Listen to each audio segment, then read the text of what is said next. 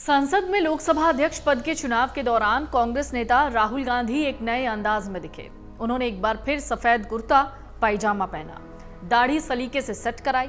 एक रात पहले उन्हें लोकसभा में नेता प्रतिपक्ष चुना गया।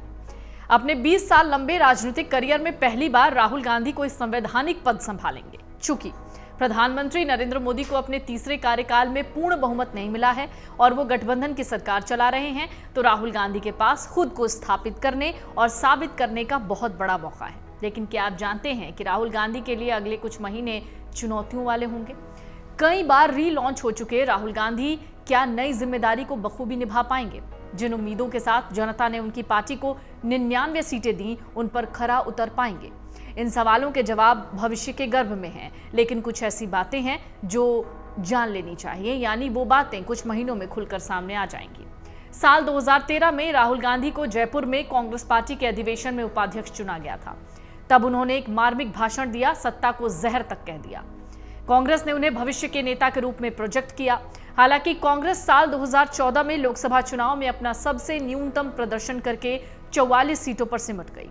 तब कांग्रेस ने यह कहकर बचाव किया कि मनमोहन सिंह सरकार के खिलाफ सत्ता विरोधी लहर थी। साल 2019 के लोकसभा चुनाव से पहले राहुल गांधी को कांग्रेस का अध्यक्ष चुना गया। उन्होंने देश भर में कांग्रेस के प्रचार का नेतृत्व किया, लेकिन पार्टी एक बार फिर से बुरी तरीके से हार गई। उसे 52 सीटें मिली। कुल मिलाकर राहुल गांधी के नेतृत्व को जनता ने नकारा। राहुल गांधी ने भी अध्यक्ष पद को छोड़ दिया। साल 2019 के बाद राहुल गांधी कुछ समय के लिए गायब हो गए, यूं कह लें अज्ञातवास में चले गए। पार्टी उनसे नेतृत्व की गुहार लगाती रही, मगर काफी मान मनोबल के बावजूद वो नहीं माने।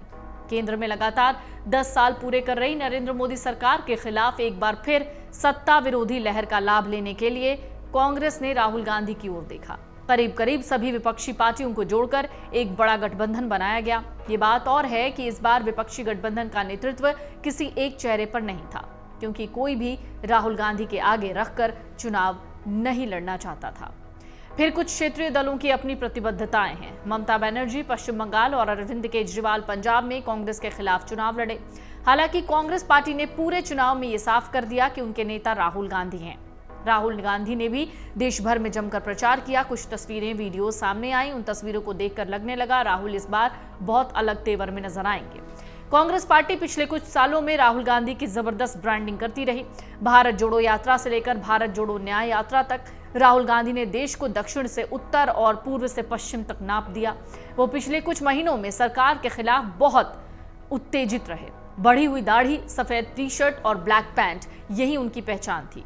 सफेद टी शर्ट, बारिश में भीगना, फिर भाषण देना। ब्लैक पैंट के लिए तो उन्होंने यहां तक कह दिया था कि मैं सादा लिबास में ही रहना पसंद करता हूं, इसलिए सफेद टी शर्ट पहन लेता हूं।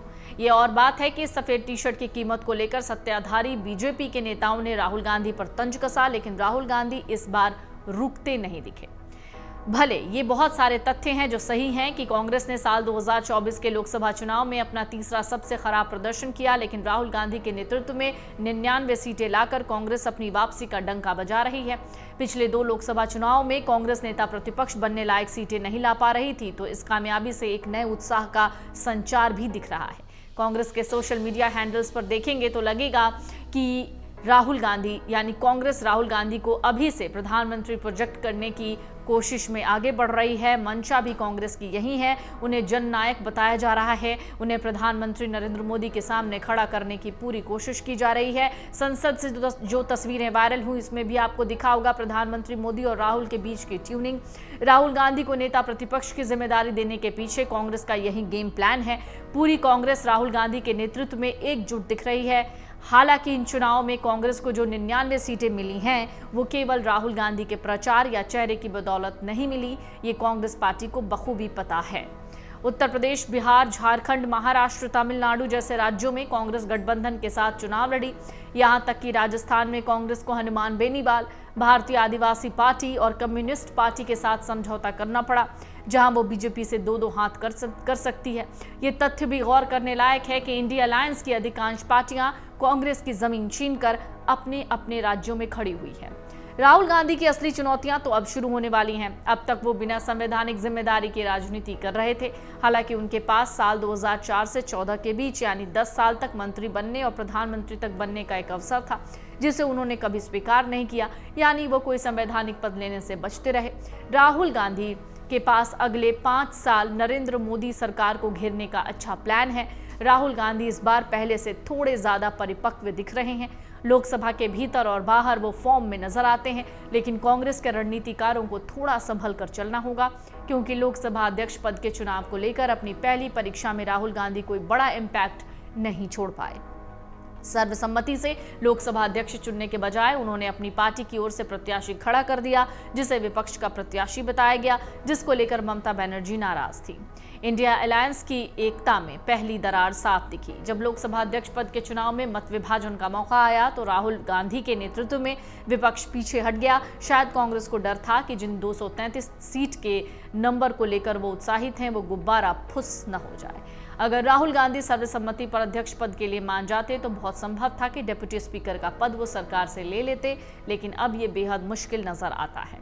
अब राहुल गांधी केवल आरोप प्रत्यारोप लगाकर राजनीतिक खेल नहीं खेल सकते, उन्हें पूरे तत्वों और नियमों के साथ सरकार को घेरना होगा। नरेंद्र मोदी सरकार का एक अल्टरनेटिव जनता के सामने पेश करना होगा। राहुल गांधी के पास अगले 60 महीने बहुत बड़े चुनौतियों वाले होंगे। अगर एनडीए गठबंधन सरकार पूरे 5 साल तक अपना कार्यकाल पूरा कर लेती है तो साल 2029 में राहुल गांधी मुकाबले को बहुत दिलचस्प बना सकते हैं। बड़ा सवाल है कि क्या तब तक राहुल गांधी इंडिया अलायंस को एकजुट रख पाएंगे, क्योंकि प्रधानमंत्री नरेंद्र मोदी की कोशिश यही होगी कि विपक्षी एकता में दरार पड़े, राहुल गांधी को आगे बढ़ता देख कांग्रेसी जमीन पर खड़ी हुई क्षेत्रीय पार्टियों का रुख क्या होगा, ये देखना दिलचस्प होगा। इस बार मिले मौके को राहुल गांधी कितना भुना पाएंगे, इस पर जनता की नजर साफ रहने वाली है।